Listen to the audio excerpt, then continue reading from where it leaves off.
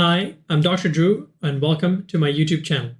This is a channel not on medicine, but all the other aspects needed to live our medicine dream lives. Today, we're going to be talking about retirement. So, what is retirement? Retirement is the point at which a person stops working and begins to receive retirement benefits.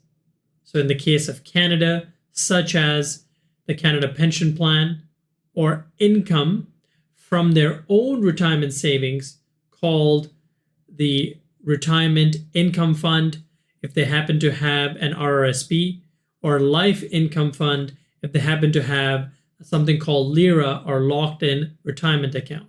We'll cover those things in later episodes. It's typically a time when people are no longer in the workforce and can focus on leisure activities, travel, and hobbies, or so they say. Some people choose to retire earlier than the traditional retirement age, while others may continue working past their retirement age. As a physician, obviously, I want to bring attention to the aspect of the physiological changes that affect retirement, and that's why I want to focus on why retirement is important. So, as we get older, we all know that there are changes in our heart, there are changes in our lungs, there's changes in our brain, and even our own bowel movements. Our skin gets wrinkles, and so on. As we get older, our healthcare needs increase, and so after working for 30 years of our lives, we need to have 30 years of savings to live another 30 years after retirement. Despite the life expectancy in Canada being 82, a large proportion of the population is living into their 90s. And so it just boggles my mind that you are working for 30 years, saving for 30 years, and then using those savings to live for another 30 years of your life. Personally, to prepare for retirement, it is important to save and invest for the future, create a budget, and consider healthcare costs and other expenses similar to the physiological changes that we covered here.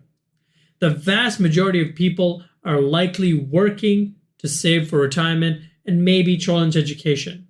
This is the impetus for the FIRE movement, which is Financially Independent Retire Early, or Financial Independence Retire Early.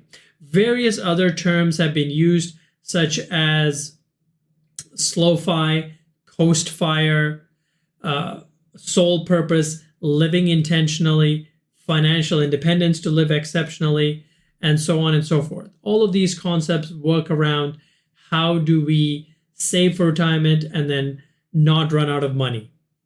Now, how do we achieve this? Well, there's various ways of achieving it. Most people contact their financial advisor, but from my perspective, I want people to, again, similar to their personal mission statement, sit down, find a quiet place, and write down, what does retirement mean to you? What do you plan on doing after retirement? Do you have to retire at 65, or could you do it earlier or later? How do you do it earlier? How much money do you need when you do it earlier as opposed to later? How do you plan for the inevitabilities of retirement, such as these physiological changes? How do you plan for the priorities in your life? List your priorities and maybe even rank them in what you want to achieve by the time you reach retirement, or even the things you want to achieve after retirement. What are your dreams? Ultimately, what do you want your legacy to be just after retirement and as you live through your retirement? Do you want to donate money? Do you want to help other physicians fight burnout? This is the reason why financial literacy is very important. This is the reason why a personal mission statement is very important. And this is the reason why I'm covering retirement as a YouTube episode at this point of time.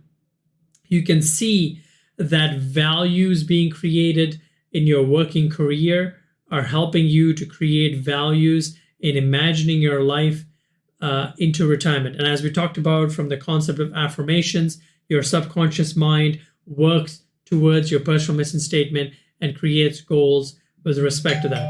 Well, there's the 5-minute alarm again. Hopefully, this is of tremendous value in a world where there's lots of information. A few action items. If you're interested in taking back control of your time and money and living your medicine life, check out my Physician Financial Literacy course, link in the description below. I have a mission to help 10,000 physicians fight burnout, and I want to start with you. Join my free Facebook group where I'm building a community of like-minded physicians, and you can find free resources as well there. Otherwise, I'll see you in the next episode.